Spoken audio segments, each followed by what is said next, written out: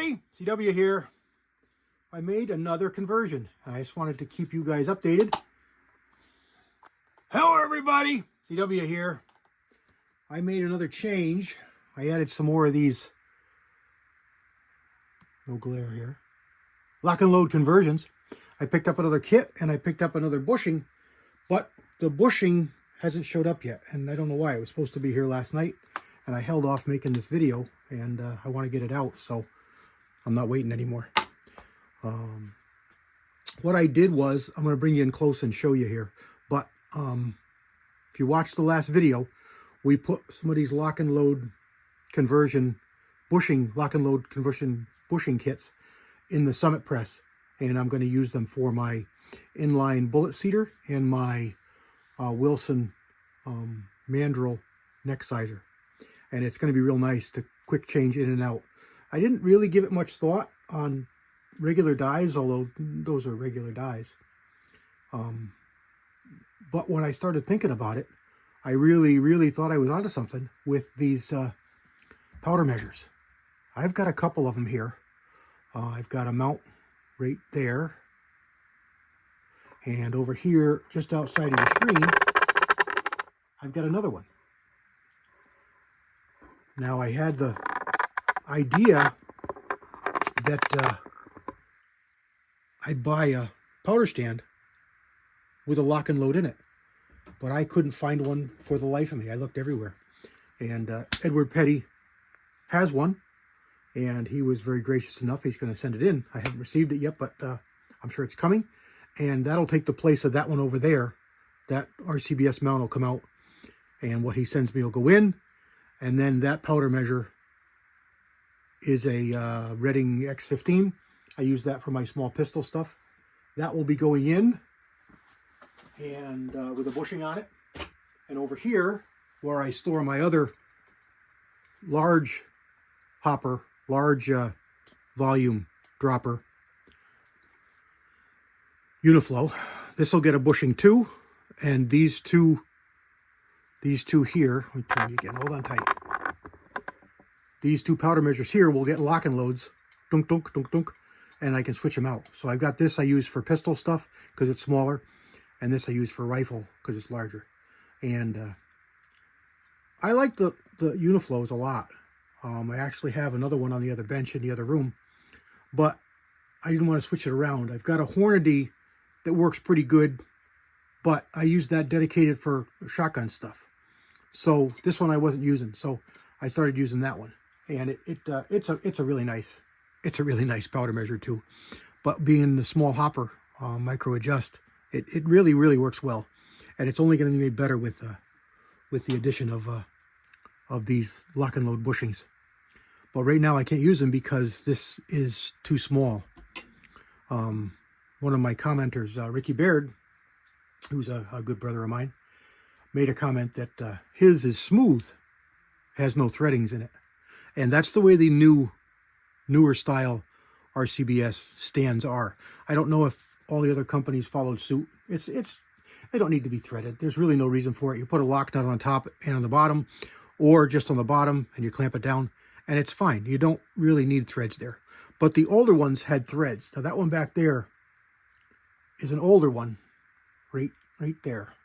You can't see it too well, but I'm going to bring you some close-ins because I made some changes to that one, and I want to show you what I did there. And I've got the little Lee four-holer set up here on the stand because I'm going to make a big change on that Treetop Flyer powder stand. So that's where we're going to go next. So I'm waiting for the bushing. I'm waiting for the stand for this one, and I'm waiting for the bushing for back there. Let me reset you up, show you what we're going to change. I'll bring you along for the ride. Stand by. All right, I got you set up over here in the back of the bench. This was the one that was hard for you to see, and this is the threaded RCBS stand. So it's not old. It's newer. It's probably 80s, but it's threaded, and I do like it sometimes. And this is a perfect case for it. This is a Dillon die for the powder measures, and ironically, Ricky Baird gave me a few of these that he picked up from a friend of his. And what it works for, what it's doing right here now is just acting as a bolt. So what I did was I ordered some of these great big 1 1/4 12 nuts on Amazon, and they're pretty cheap. They're good solid nuts, you know. They're I think they were $8 for 5 of them.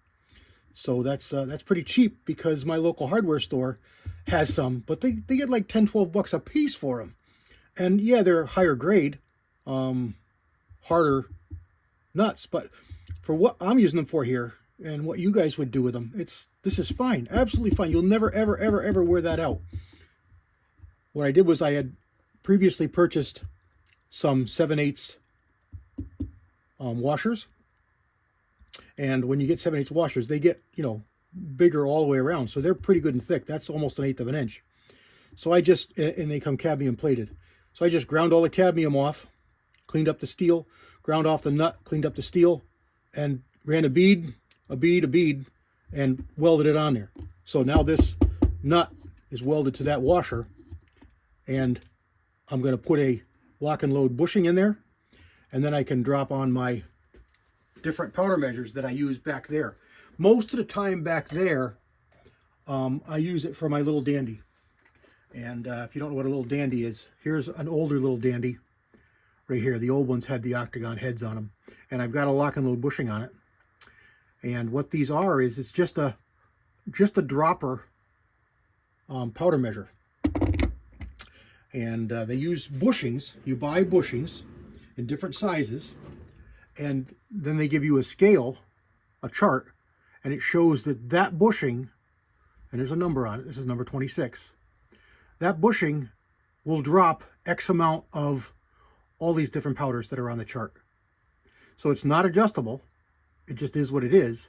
And you buy the number for the powder drop charge that you're looking for. And they're really, really handy. I use these as standalones. Let me back you up a second. Hold on tight. Standalones. So if I've got a tray of brass, I can just walk right along here and put it on top of a case and go dunk dunk. Next case dunk dunk. Next case dunk dunk. Next case dunk dunk. Next case dunk dunk. You know, off I go until I get all the cases filled. And it works really, really nice. But I also use it as a standalone powder measure. I use it on the leaf 4-holer, and I use it as a standalone here. You just put your partridge up underneath there and go dunk dunk, and there's your powder drop. And it's a really nice powder measure. So I wanted to get that set up for lock and load too. So that'll be the home for this one once I get the bushing in there. And it also serves as a storage place because it's back there out of the way. I still got my whole area here, which you can't see, but you get the idea, for working on things. And it's back there out of the way. I can still get it back there. I can get a tray under it. If it's a whole tray of bullets, there's enough throat here that I can get and do everything I need to do. I don't have to have the extra hand to hold it. I can hold the tray. It works out really nice for me. So that's that, which is just a matter of, if you don't weld, obviously you can't do it. But maybe you got a buddy who does, or maybe you got a muffler shop around the corner. Before I had welders, I got all kinds of stuff welded at muffler shops. Most of the guys in there, or I shouldn't say it that way, there's always somebody in there that can weld. And if you go down there on an evening when they're about to close, talk to the manager, he'll usually let you have the guy just weld it up for you for, you know, cheap. I usually went in there with a 6-pack of beer on a Friday, or an 18-pack of beer on a Friday if it was a bigger job. And I made all kinds of friends and, you know, gave out the beer, and off they went, and they started off their weekend with some beer. And I got my part welded, and everybody was happy. So it was worth it to me. So that's an idea of stuff you might need to have done and where you can go to get it welded up. You don't have to have a welding shop unless it's a big job. If you just got a lawnmower blade, or, you know, a shovel, a rake, something that needs welded, that broke, you know, look at the muffler shops. They got welders. All right, let me move you out. I want to show you the next thing I did. And here's the next part. So here you got a couple of lock and load bushings. When you buy the kit, it comes with 3 of the bushings and 1 that gets threaded in to your press or to whatever you have that's the correct thread. And again, this is 1 1/4 inch. I think it's 1¼ 12. That or it's 1¼ 20. I'm sorry. I'll have to check that, and I'll see if I can remember to stick it in here, exactly what this is. So I took another one of the nuts. I took a scrap piece of steel. This is just a piece of 1 inch by 1/2 inch square stock. Cleaned off the nut, cleaned off the end of steel, stuck it on there, welded, turned it over, welded it all the way around, and made an arm. And that arm, and then I put the bushing in. And there's nothing in here to make this tight. And again, I don't have a wrench, and I did use the tip of sticking it in backwards. Somebody gave me a tip on that in the comments, and it really works really good. You stick it in backwards and it can't engage, and you can grab onto this and grab it with a pair of pliers and turn it. So what I did was, when I put this in, I put some blue Loctite on the threads. I painted it first. I gave it a heavy coat of paint inside on the threads, but it wasn't enough. It still threaded in pretty easy. Now the paint alone, if I'd done it when it was wet, could have been my lock, my thread locker, but I was afraid that it might be more permanent than I wanted. So I just cleaned out the threads with some brake cleaner, and then put blue Loctite on the bushing, and I turned the bushing in and tightened it down. What I was doing was putting it in partially and turning it, and that works. But if you have the ability to put it in backwards, you don't have to worry about it ever engaging. It'll never engage and cause you a problem. If you go from the top, it can engage, and now it's locked down, and then you can have a problem. So, plus you're flush, you're smooth, and it's hard to grab a hold of just the top ring. So the guy that told me that, I really thank you, because that's awesome.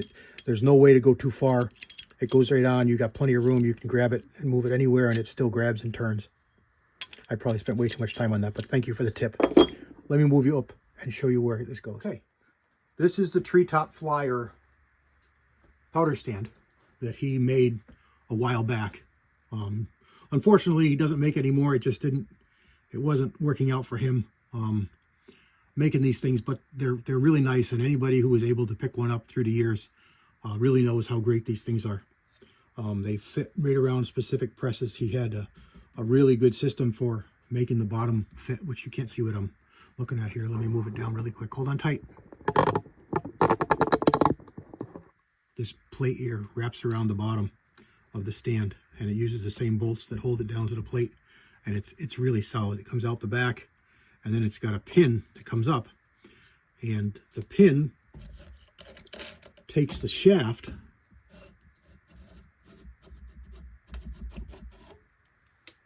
so you get the post there, and then you've got the rest of the mount for the powder stand. So you've got the ability to adjust height if you've got a little bit higher, a little bit lower that you need to clear. And I'll move you again. Hold on tight. I'm moving you back up. Hopefully the phone doesn't fall out here. To adjust this height so that your powder measure can turn. And you don't want it too awful far. You want it pretty close, otherwise you can splash and have powder get lost. So you'll keep it pretty close to the top of that funnel you're going to use. And that's just adjusted it down to the bottom, and you just tighten that big thumb screw up, and it's awesome.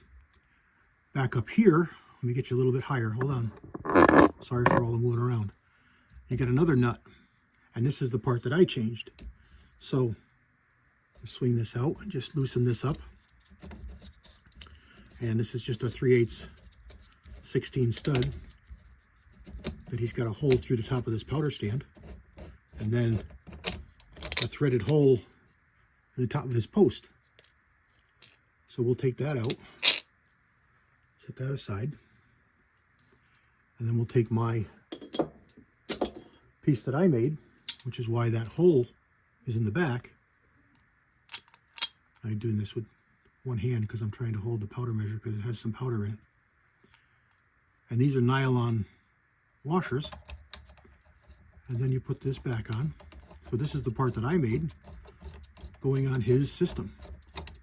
And I just made it for the same length so that the center of the bore is the center of the bore where it was. so that we don't have any problems with positioning. And of course it's got a lock and load bushing setup now. So now I've got a lock and load bushing setup on the Treetop Flyer mount. Sorry. Here we go. So then I just put the lock and load bushing on the powder measure, and that's the way it goes. That's the way it locks. So, oops, got myself outsmarted here. So that's the way it locks. So we lock the bushing down, and now we want to be able to adjust the position of our powder measure. So get yourself a thin die nut, or a thicker one works. Just make sure that you got enough at the bottom so you're not fouling things up. And again, I showed you the adjustment here, so it looks like we're going to be a little bit low. Yeah, see, we're crashing. So we can do one of two things. I can adjust it with the powder stand, or I can adjust it with the powder measure. I can back this powder measure out to lift it up to give the clearance that we need to pass.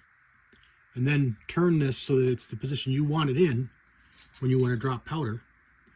And then just turn your die nut down and get your wrench and just tighten that up. It doesn't need to be, you know, rock star tight. It just needs to be tight enough that it doesn't come loose on you, because you want to be able to turn this on lock and load so it engages the O-ring, but you don't want to be engaging the threads to change, so you're pinching that together. And there you go. Now again, this has got powder in it, so I can't show you, but that's it. And it's a great system. And patting myself on the back here, I think this is an awesome idea. I wish more places offered this. You know, it's Hornady has not really pushed this so much that I've known about. I mean, I've known about it for a while, but I don't see any advertisements about it. You know, it's like ho hum. But I think it's awesome for powder measures and things like this. All right, I've been rambling on and on and on and on and on here. So there it is. I've got waiting for the bushing for the one back there, and no reason to bring you guys back to show you that, but I'll be getting this powder stand from Edward Petty pretty soon, I'm sure, and I'll switch that over, and then I'll get the other bushing coming in for that, and then I've got the bushing for this here for that powder measure, and this I'll just stick in the drawer because I won't need it anymore. This is a standard 7/8 14, and he makes this the same way that I made mine. He ground his welds down really slick and smooth, and then powder coated the whole thing. It looks like he only welded it top and bottom though, and it's perfectly fine. I welded mine all the way around. But there you go. I hope you appreciate this. I hope it gave you some ideas. You can weld stuff up, stick metal together. It gives you a lot of options. God bless everybody. CW out.